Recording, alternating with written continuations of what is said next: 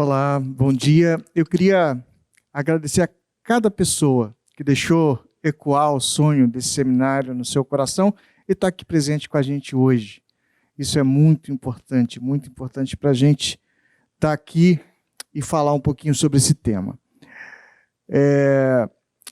A minha fala para a gente poder entender um pouquinho os desafios, mas eu acho que para a gente poder, com uma plateia tão seleta como essa, falar sobre isso, eu queria mais contar histórias do que palestrar. E, a partir daí, contar a minha história. Tá? Há 20 anos eu começo, na parte de produção cultural, a atuar na área de patrimônio, no Espírito Santo, em Vitória, e, a partir daí, passei por várias obras importantes pelo país. Estive no Rio de Janeiro, a partir de 2008, para a restauração do Teatro Municipal do Rio de Janeiro. Fiquei até 2015 no Rio de Janeiro, depois me mudei para Minas Gerais, onde continuei atuando na área de patrimônio, e fui para São Paulo no início de 2018. Quando eu chego em São Paulo, em 2018, eu recebo o convite do Padre Silmar e da Deise para a gente trabalhar a questão da preservação do patrimônio cultural católico, e me lanço num desafio de morar em São Paulo e trabalhar no Rio. E quase durante um ano eu passei a morar na igreja de Nossa Senhora do Carmo da Antiga Sé. Então, eu vivi a igreja, vivi na igreja. Então, tinha um quarto dentro da igreja. E isso foi importante para mim, fazer um primeiro entendimento. Eu venho de uma formação religiosa protestante, e mais me afastei da igreja há algum tempo, muitos anos, e nesse momento que eu venho trabalhar aqui, morar aqui na igreja da Antiga Sé, onde o Padre Silmar é pároco, eu vivi um momento diferente, porque até então eu atuava no patrimônio histórico como técnico.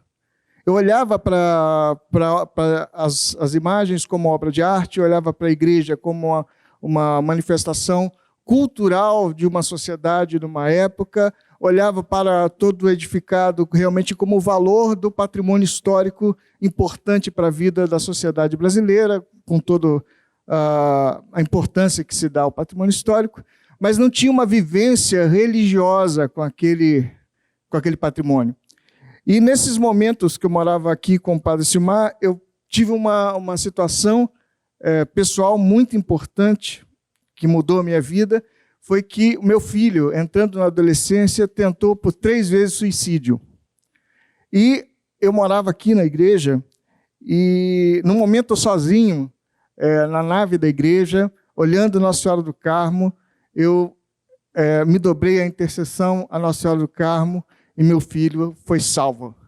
Então, isso para mim é importante. Eu criei uma relação a partir de uma conversão, a partir da arte sacra. Não foi o padre falando, não foi, mas a vivência dali, estar naquela igreja e poder sentir, né, essa experiência religiosa, isso mudou minha vida. Então, graças a Deus, hoje meu filho tem 19 anos, está no 2º ano da Faculdade de Psicologia e está muito bem, graças a Deus e a Nossa Senhora do Carmo, que tem intercedido por ele e por todos nós.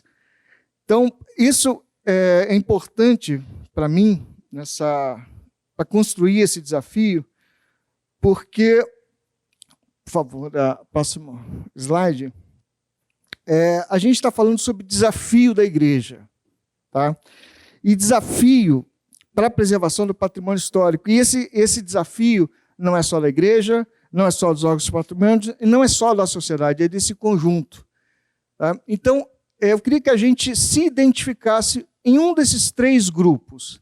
Então, aqueles que são sacerdotes, religiosos, religiosos, eu queria que se colocasse em pé, para ver os seminaristas, só para a gente poder reconhecê-los, né, nesse processo. Muito obrigado. Nós temos o pessoal dos órgãos de patrimônio que também estão presentes, que são representantes dos governos. Eu queria pedir que colocasse em pé também, né? PAC, FAM e RPH, ou se tiver de outros estados também, muito obrigado. E nós temos a sociedade, que são os leigos, mas também nós temos o pessoal da universidade, que é muito importante, dos conselhos de classe profissional, que também estão presentes aqui. Então, os demais também gostaria que se colocasse de pé para a gente entender a sua presença, toda a sociedade que não está nesses outros dois grupos anteriores. Muito obrigado. Então, o nosso desafio é preservar com zelo o legado sagrado da história. Então, não é só preservar, e não é só preservar o patrimônio, é preservar tudo isso que representa uma identidade católica que nos inspira a construir um futuro. Então, o desafio do nosso seminário é conseguir entender isso e conseguir como construir isso. E a gente só consegue construir isso entendendo esses três grupos e o papel desses três grupos dentro do processo de preservação. Então, nós temos na igreja alguns desafios, e aí os nossos sacerdotes vão saber bem disso, que preservar patrimônio cultural é caro. É caro. A manutenção e os custos financeiros são pesados. Nós temos aqui a igreja da Antiga Sé, que é uma igreja... Tanto que eu vou pela intimidade e amizade, eu vou até interromper. Tanto que Dona Ani, quando pensa, e os bispos pensam, um padre para uma igreja tombada, os padres não querem saber, né? Não querem, porque primeiro tem medo do IFAM. Se for ainda IFAM, aproveitando que o presidente está aqui, eu vou ser bem transparente. Os padres não querem igreja tombada, se eu me mande lá para uma igrejinha lá de Campo Grande, mas não quero igreja tombada. E em relação aos outros órgãos também. Né? Então é importante isso que você citou, é só para levantar aí uma bandeirinha. Imaginando a igreja da Antiga Sé, uma igreja monumental, a igreja de São Francisco de Paula, são igrejas monumentais que só a manutenção de limpeza da igreja já é um custo imenso. Então, nós temos que entender esse desafio, e quando a gente está nesse jogo com esses players, a gente tem que entender um pouquinho disso. Um próximo desafio para a igreja é a conscientização da comunidade. Estar sempre sensibilizando a comunidade sobre a importância daquele patrimônio e como a gente lida com ele. E aí a gente tem essa dificuldade da conscientização da comunidade, mas a gente ainda tem outra vivência na igreja, que é a itinerância, a alternância dos sacerdotes no processo. Então, às vezes, quando você consegue afinar um processo, muda o sacerdote e a gente tem uma mudança também no processo. Então, essa conscientização da comunidade é um desafio para a igreja, né, de estar sempre alimentando esse propósito. Principalmente pela mudança da sociedade. Nós temos uma situação vivida, que é o principal patrimônio histórico, né, em termos de volume, está localizado na região central da cidade. E essa região central da cidade, ao longo das últimas 5 décadas, mudou profundamente. Você não tem mais quase pessoas morando no centro, você não tem, hoje, pós-pandemia, você não tem escritórios mais fixados no centro, quase. Então, você tem uma frequência nas celebrações muito menor que se tinha antes. Então, as pessoas para participar das paróquias também mudaram muito. Então, como construir essa preservação com essa situação da comunidade atual? E com a conversa que é necessária, só para apimentar um pouquinho a conversa, aquilo que o Leandro dizia, né, o presidente do IFAM, junto com o Marcos Paulos. Né, aqui no centro, na região do centro, nós temos 2 igrejas fechadas. Uma igreja da Irmandade Nossa Senhora de Bom Sucesso, que é de Irmandade, e outra igreja aqui ao meu lado, que é do Monte do Carmo, que inclusive na sua exposição estava ali a igreja também. Então são igrejas de irmandade, e Dorani é um homem conciliador, ele conversa, nós tentamos fazer a ponte, eu, a Deise e outros membros da comissão, mas o cardeal não tem uma ingerência primeira, né? Porque são igrejas de irmandade. Só um minutinho, Deise. São igrejas de irmandade, né? Então não são igrejas paroquiais. Quando são igrejas paroquiais, o Dorani pode intervir, né? Mas quando são igrejas de irmandade, tem um provedor, tem uma mesa constituída, aí precisa conversar, precisa dialogar. Por que a igreja está fechada? E tem vários motivos, né? Então, como católico, e mesmo não sendo católico, porque o patrimônio é de todos nós, a gente tem que ter essa sensibilidade para entender um pouquinho esse mecanismo, né? Quando o Marcos diz assim, olha, a região central tem mais igrejas tombadas, e tem mesmo, né? Aqui mesmo na minha paróquia eu tenho 5 igrejas que pertencem aqui à minha jurisdição, e são todas tombadas pelo IPHAN, todas, né? Todas tombadas. Bom, mais outro desafio é a questão de vandalismo e roubo, que a gente vai passando historicamente algumas situações como essa. A exemplo do trabalho feito pela equipe da Procult para o inventário, uma das situações exigidas pelo BNDES foi que se colocasse circuitos internos de TV nas igrejas para poder proteger esse patrimônio. Outra coisa que a gente tem que entender é o Rio de Janeiro. Nós estamos numa cidade que tem um comportamento de país tropical, que chove, e quando chove, chove muito, né? E muita coisa a igreja sofre, as igrejas históricas sofrem na questão da própria manutenção da corrosão, da deteriorização. Então, o desafio de manter, né, fazer a conservação da igreja aumentado com a questão do impacto do clima e do meio ambiente, e a questão de buscar o equilíbrio entre fé e turismo. Então você tem até onde a gente consegue atuar na questão do turismo religioso e o turismo histórico dentro das igrejas, né, e isso não atrapalhar a vida religiosa da igreja. Então você tem mais esse desafio de fazer essa harmonização desses dois itens. Tá? E, por outro lado, nós temos os órgãos de patrimônio, que também é um player desse processo de preservação. E também tem dificuldades, também tem desafios.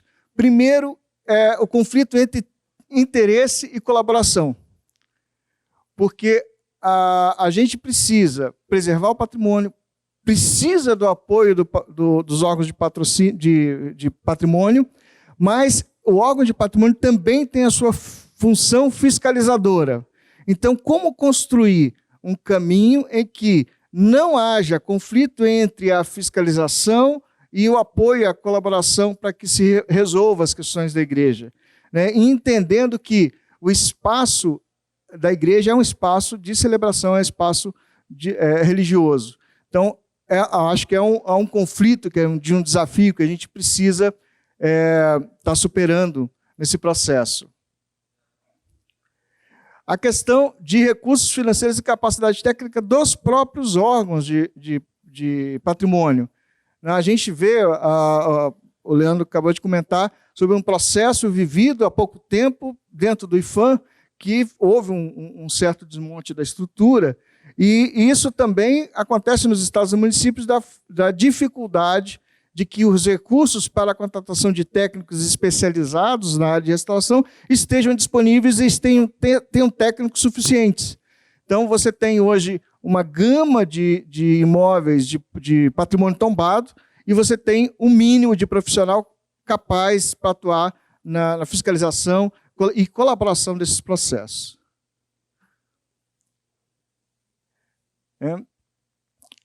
E outra dificuldade dos órgãos de patrimônio junto à igreja é a conscientização e fiscalização.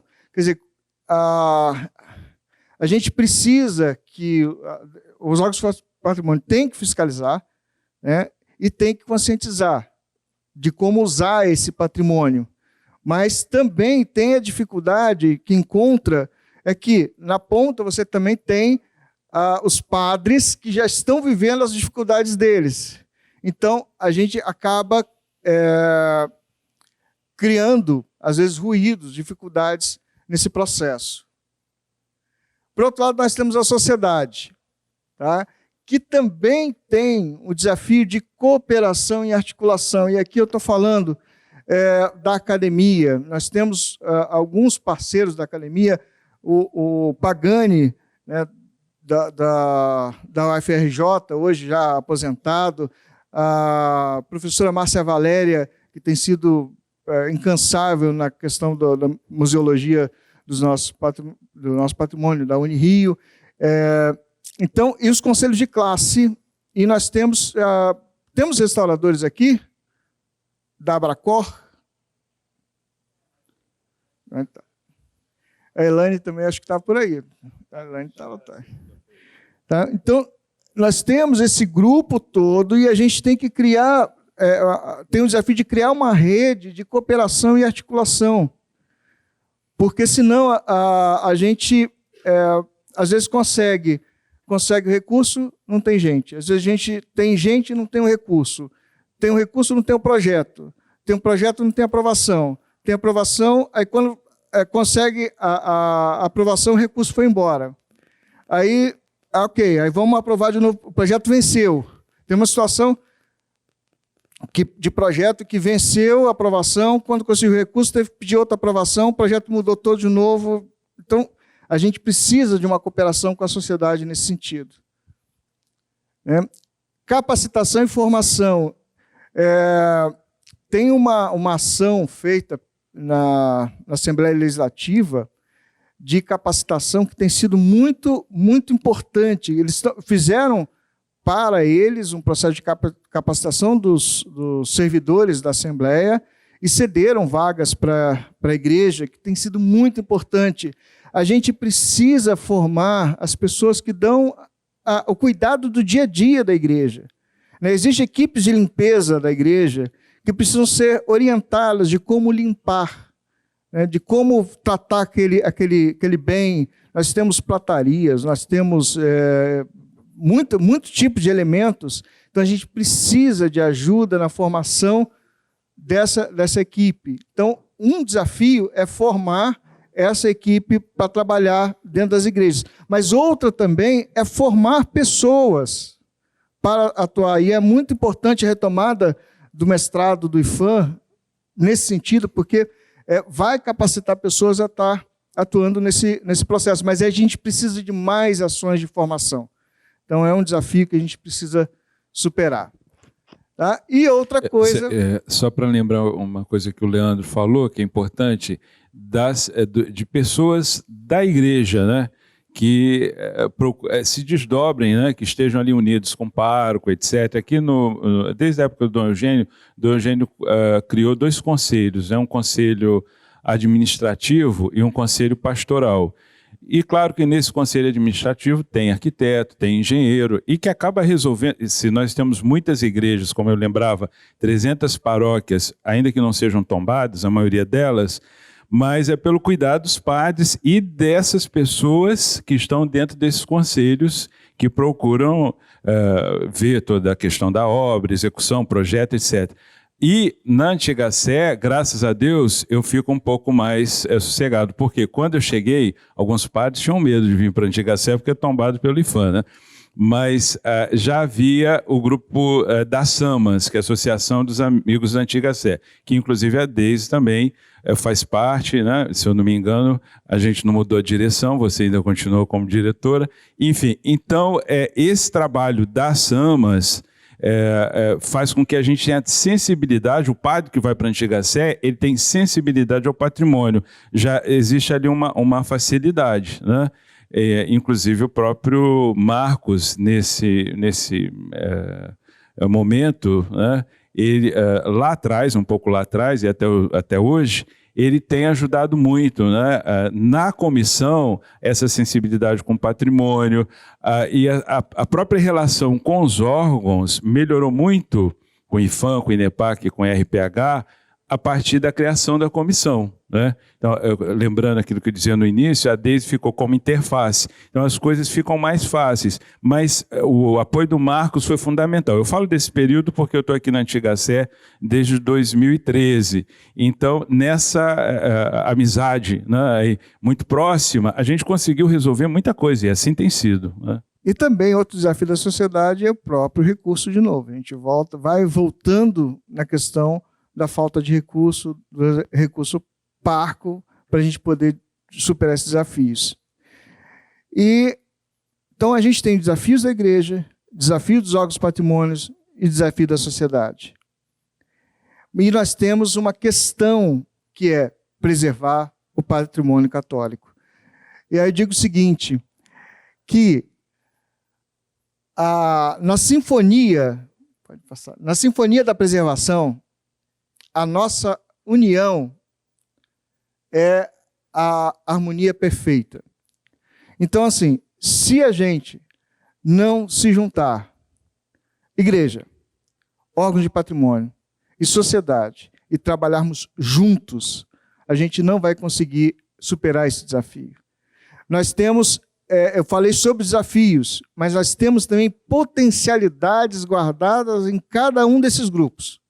E se a gente não compartilhar as nossas potencialidades, a gente não vai vencer esse desafio. Então, eu acho que esse seminário tem a importante função de, ao final desses dias, descobrir como juntar essa orquestra, como fazer a gente funcionar juntos. Eu acho que esse desafio de trabalharmos juntos, construir essa relação junto, que é a nossa grande meta nesse seminário. Encontrar que caminho é esse, qual o caminho do encontro. E aí a gente consegue cumprir esse legado, deixando esse legado para gerações futuras. Muito obrigado.